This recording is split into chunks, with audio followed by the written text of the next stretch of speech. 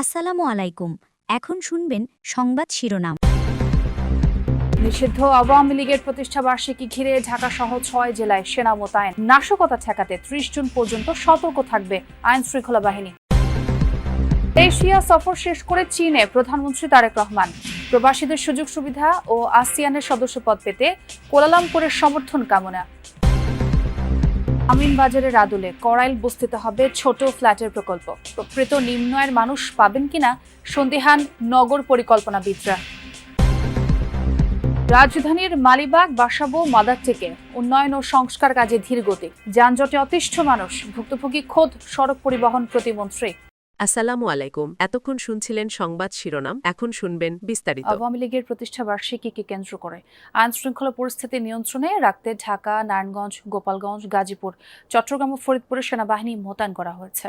গতকাল বিকেল থেকেই জেলাগুলোয় সেনাবাহিনী মোতায়েন করা হয়। ফরিদপুরে ১২৫ জন সেনা সদস্য দায়িত্ব পালন করছেন।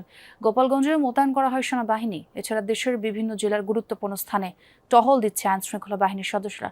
এদিকে রূপগঞ্জে ককটেল বিস্ফোরিত করে নাশকতার চেষ্টার অভিযোগে আওয়ামী লীগের 2 সদস্যকে আটক করেছে পুলিশ। রংপুরে আটক হয়েছে 2 ছাত্রলীগ কর্মী। গোপালগঞ্জের কাশিয়ানী উপজেলা ছাত্রলীগের সহসভাপতি রাজীব মুন্সিকে গ্রেফতার করেছে পুলিশ। এছাড়া আশুলিয়ায় আওয়ামী লীগের ঝটিকা মিছিল থেকে আটক হয়েছে 7 নেতাকর্মী। সরাসরি গোপালগঞ্জে যুক্ত হব, সহকর্মী মোজাম্মেল হোসেন মুন্নার সঙ্গে কথা বলবো। মুন্না, সকাল থেকে শহরের পরিস্থিতি কেমন দেখছেন? গোপালগঞ্জ আপনি জানেন যে সারা বাংলাদেশে এমন একটি নাম যে গোপালগঞ্জের নাম শুনলে মানুষ মনে করে যে এখানে সবসময় একটা উত্তপ্ত ভাব থাকবে। আসলে কিন্তু আজকে যে আপনি জানেন যে আজকে কার্যক্রম নিষিদ্ধ আওয়ামী লীগের আজকে প্রতিষ্ঠা বার্ষিকী।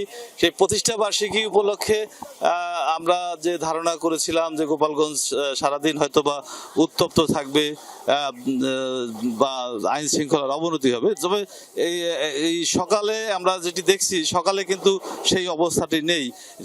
একটি চাপা উত্তেজনা যে নেই সেটি না, চাপা একটি উত্তেজনা রয়েছে, তবে একটি ভীতিকর অবস্থাও রয়েছে, যে কারণে রাস্তাঘাট কিন্তু সকালবেলা এমনিতেই রাস্তাঘাট ফাঁকা থাকে। কিন্তু আজকে আমার কাছে মনে হচ্ছে যে আমরা আজকে সকালে যে কটি রাস্তা দেখেছি বা ঘুরেছি, সেখানে মানুষের উপস্থিতি আমরা একটু কম দেখেছি। সব মিলিয়ে গোপালগঞ্জ শহর বা গোপালগঞ্জ জেলার বিভিন্ন এলাকা আমরা যেটি খোঁজ নিয়ে জানতে পেরেছি, এ সমস্ত এলাকায় লোকজনের উপস্থিতি কম, রাস্তায় কম। বিশেষ করে অনেকেই সেনাবাহিনী, জানেন যে গতকাল সন্ধ্যা 7:30টার দিকে গোপালগঞ্জের সেনাবাহিনী এসেছে।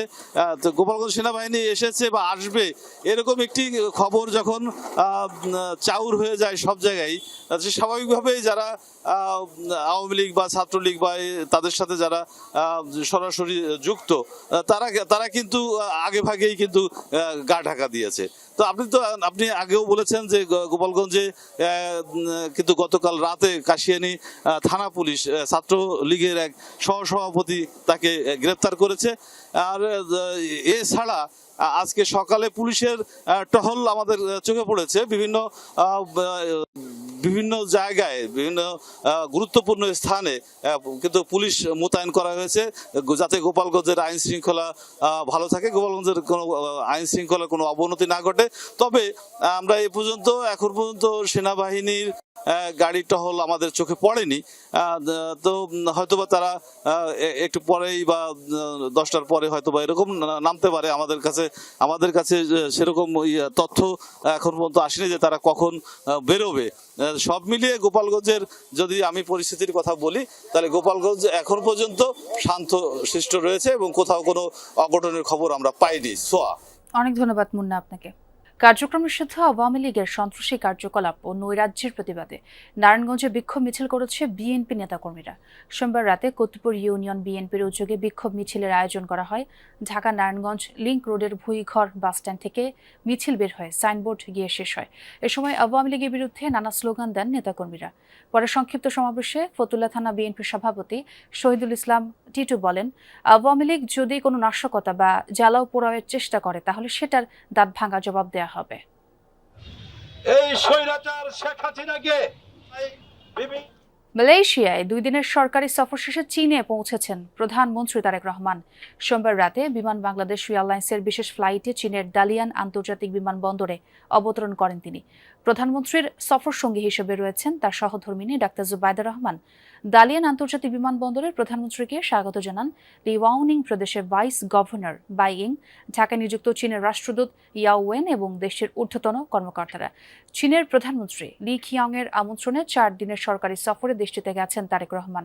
সফরে 2 দেশের সম্পর্ক আরও জোরদার করা, বাণিজ্য ও বিনিয়োগ সম্প্রসারণ, অবকাঠামো উন্নয়ন সহ পারস্পরিক স্বার্থ সংশ্লিষ্ট বিভিন্ন বিষয়ে উচ্চ পর্যায়ের বৈঠকও আলোচনা হওয়ার কথা রয়েছে।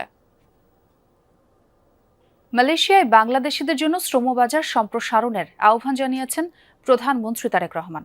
বৈধ করতে বলেছেন অনিয়মিত শ্রমিকদের। দেশটির প্রধানমন্ত্রী আনোয়ার ইব্রাহিমের সঙ্গে বৈঠকে আহ্বান জানান বাংলাদেশের সরকার প্রধান। বৈঠকে আসিয়ানে অন্তর্ভুক্তির বিষয়েও কথা বলেন Tarique Rahman.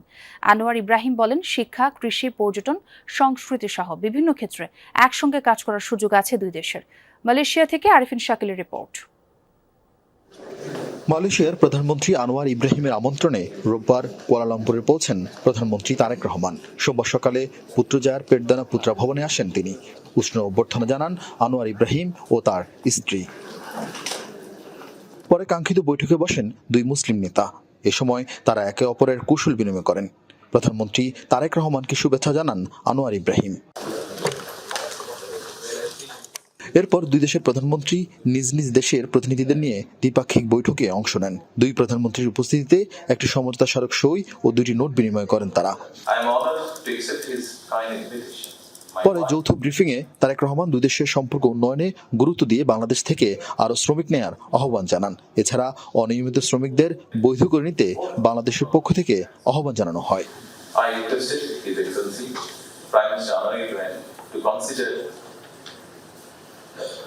Recruiting more Bangladeshi workers as well as to open the labor market as soon as possible.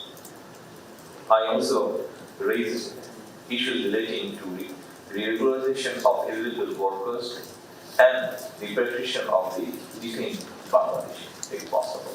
আসিয়ানে যোগ দেওয়ার আগ্রহ জানানোর পাশাপাশি দীর্ঘদিন রোহিঙ্গা সংকট সমাধানে মালয়েশিয়ার সহায়তা চান প্রধানমন্ত্রী Tarique Rahman. Discuss regional cooperation.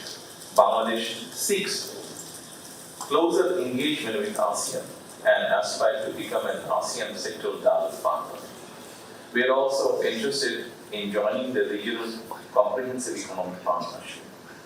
I appreciate Malaysia's support for Bangladesh's regional integration efforts.